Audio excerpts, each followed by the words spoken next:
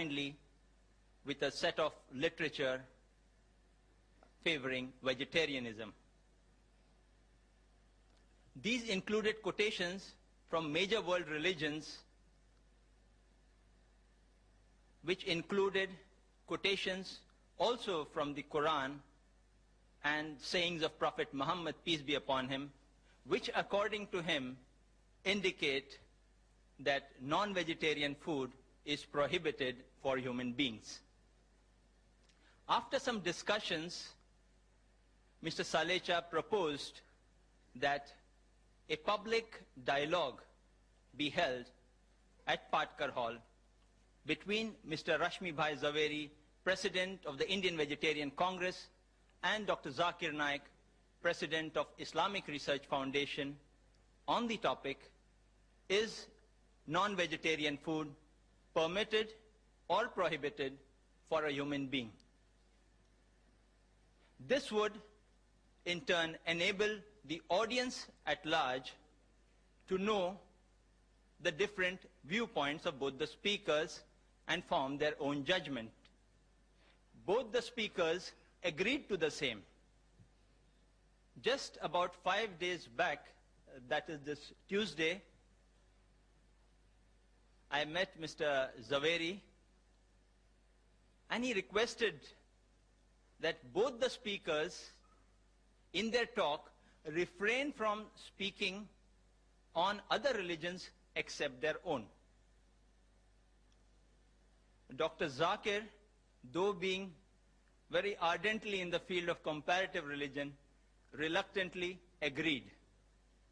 Therefore, as far as the religious points are concerned in the talk and response of our speakers, Mr. Zaveri will speak only from the Jain viewpoint unless compelled otherwise. Similarly, Dr. Zakir will speak only from the Islamic viewpoint unless compelled otherwise.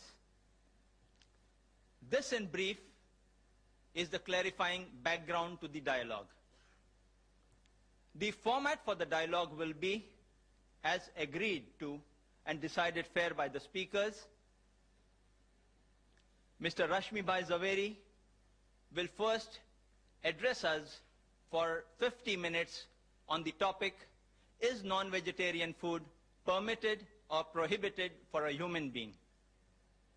Then Dr. Zakir Naik will make his presentation for 50 minutes on the same topic. This would be followed by a response session in which Mr. Zaveri will respond for 15 minutes to the matter presented by Dr. Zakir. Similarly, Dr. Zakir too would then respond for 15 minutes to the matter presented by Mr. Zaveri.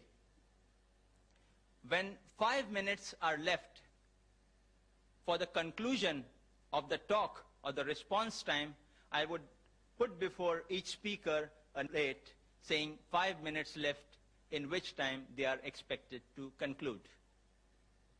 Lastly, we would have the question and answer session in which the audience may pose questions to each of the speakers alternately on the question mics provided in the auditorium. Written questions on slips of paper would be given secondary preference if time allows us. Now, I would request our first speaker, Mr. Rashmi Bhai Zaveri, to present his address. Ladies and gentlemen, Mr. Rashmi Bhai Zaveri.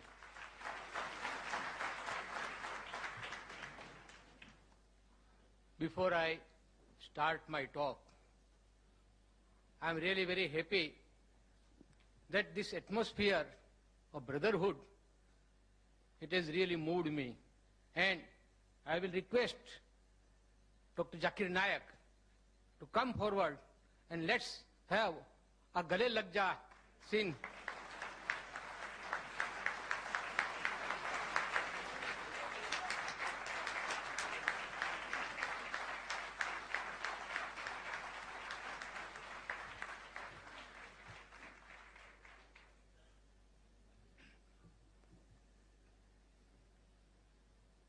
The chief guest of this morning, Mr. Y.P. Trivedi,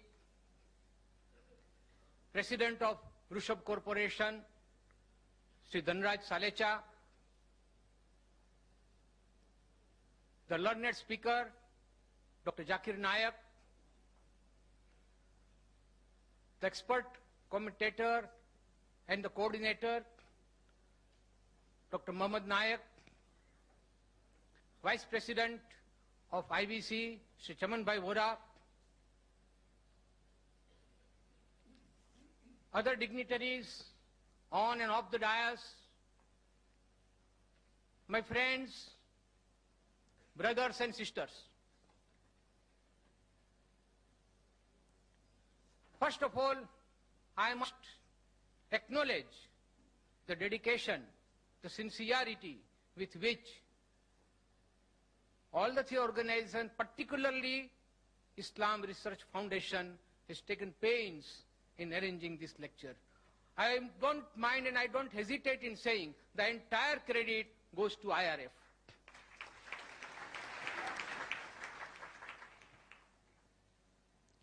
Friends, the topic today is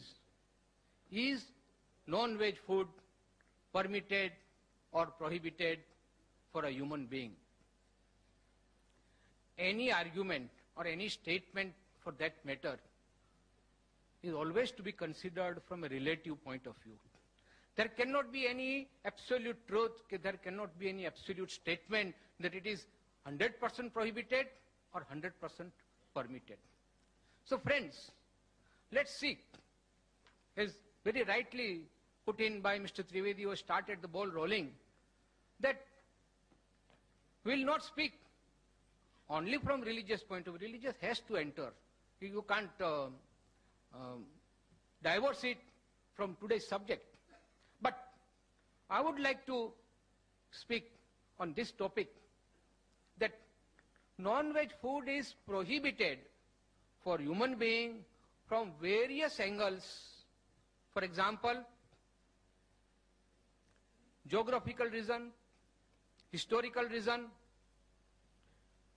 moral, ethical and religious reason, economical, environmental and ecological reasons, natural reasons and psychological reasons, and above all, medical reasons.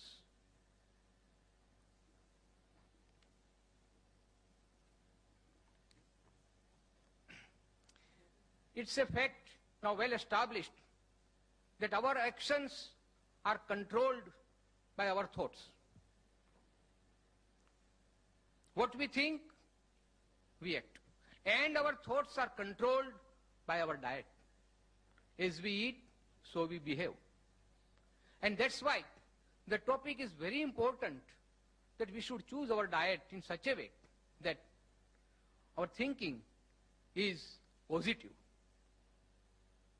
The word positive will include everything. And believe me, friends, not only all the religions, but the medical science has now proved that the food that we take, it definitely influences our thinking, and so our behavior. Friends, there was a time when there was no alternative available, as Mr. Trivedi rightly put.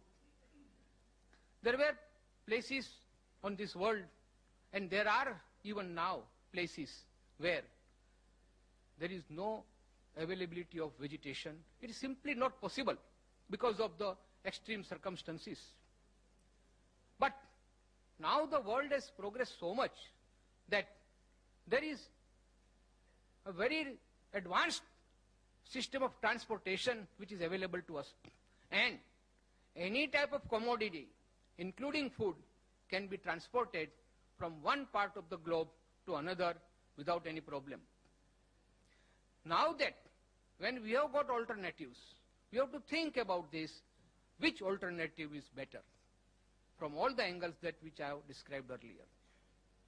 And that's why, friends, I am now coming to my topic proper, that non-veg food is not permitted now, at this point of time,